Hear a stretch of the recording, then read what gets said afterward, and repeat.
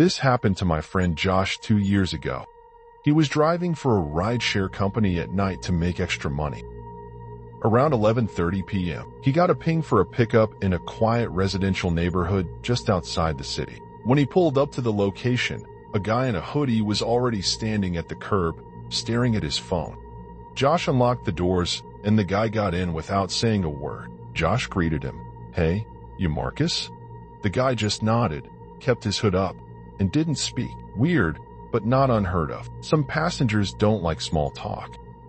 Josh started driving to the destination listed on the app, which was about 20 minutes away. About 5 minutes in, Josh got a call. It was from Marcus, the real Marcus. He said, "Hey, I think you left without me. I'm still at the pickup spot." Josh's stomach dropped. He glanced in the rearview mirror. The guy in the back seat was just sitting there, staring forward, still hadn't said a word. Josh said quickly into the phone, "Give me a second," and hung up. Then, very carefully, he asked the man behind him, "Hey, what's your name again?" Silence. Then the man muttered, "Just drive." Josh took a deep breath and kept going, but instead of heading to the address on the app, he drove toward a well-lit gas station. When he pulled in, he said, "Just need to grab gas, quick." The man didn't respond. Josh got out of the car, pretending to pump gas, but as soon as he was outside, he ran into the store and told the clerk to call the cops immediately. By the time the police arrived, the man in the back seat was gone. Door left open, no sign of where he went. Later, police reviewed the dash cam footage. Turns out the guy had been watching people get dropped off at that pickup location for over an hour, just standing behind a tree, waiting for someone to call a ride. He picked a random car, climbed in, and hoped no one would notice. He was never caught. I had been driving for Uber for a few months, just trying to make some extra cash. It wasn't a bad gig. I met a lot of people, and most of my rides were pretty normal. But one night, everything changed. It was a Friday, around 11:30 p.m. I had just finished a ride and was about to head home when I got a ping from the app. It was a pickup about 20 minutes outside the city. It was a longer drive than usual, but I figured I'd take it. I needed the money. The app didn't give me much detail about the passenger, just a name and the general location. When I pulled up, a man stepped out from the shadows. He looked to be in his late 30s, wearing a long coat that seemed out of place for the warm weather. His face was partially hidden by a baseball cap, and he had a quiet, almost unnerving presence about him. "Hey, you Jordan?" I asked. He nodded silently, got in, and slammed the door shut without a word. I started the car and pulled onto the road. The silence was thick, and I could feel my nerves starting to edge up. Normally, I try to make small talk, but there was something about this guy that made me hesitate. I glanced at him in the rearview mirror. He was staring out the window, completely still. "You heading somewhere special tonight?" I asked, trying to break the ice. He didn't respond at first. After a few moments, he muttered, "Just get me to the address." His voice was low, almost mechanical, and I couldn't quite place it. It sent a small shiver down my spine, but I tried to shake it off. We were driving on a quieter stretch of road now, a few miles outside the city. The usual hum of traffic had died down, and it felt like we were the only ones on the road. I turned the music on to fill the awkward silence, but the man didn't seem to care. He just kept staring out the window.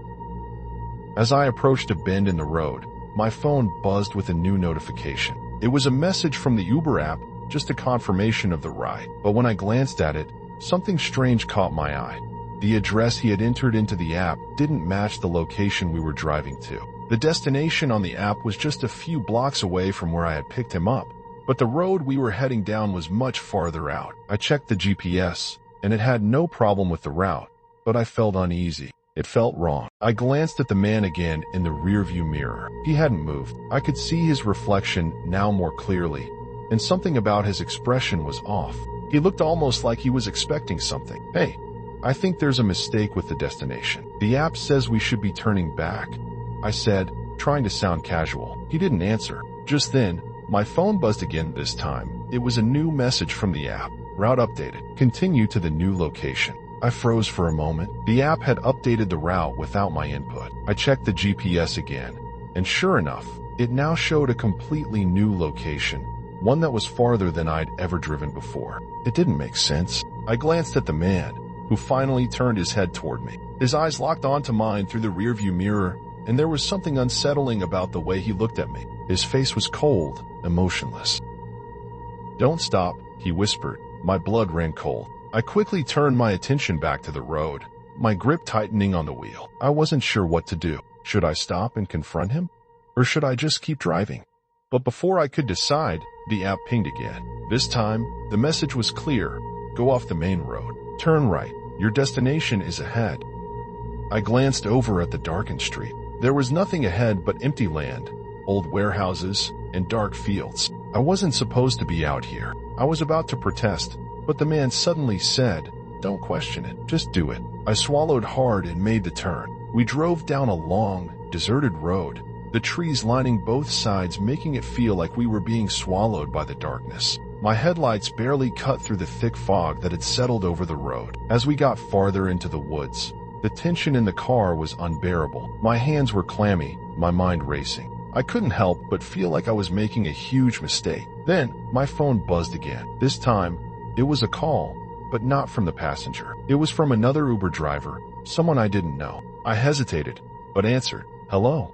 The voice on the other end was frantic. "Listen to me. If you're driving for Jordan, don't take him where he tells you to go. He's not." The call dropped. My heart was pounding in my chest. I quickly checked my phone to call the person back, but my screen froze. Then, the Uber app shut down completely. The GPS went blank, and all I could see was a dark screen. I pulled over, trying to restart the app, but it wouldn't work. When I looked up, the man in the back seat was gone. Just like that, vanished. I checked the back seat, frantic, but there was no sign of him. No sound, no movement. The car was empty. My breath caught in my throat, and I quickly turned the car around. I drove back toward the main road, as fast as I could. But when I passed the last turnoff where I thought I'd seen the man disappear, I saw something strange in the distance. A small figure standing by the side of the road. I slammed on the brakes, my heart racing. But when I looked again, nothing was there. I couldn't get out of there fast enough.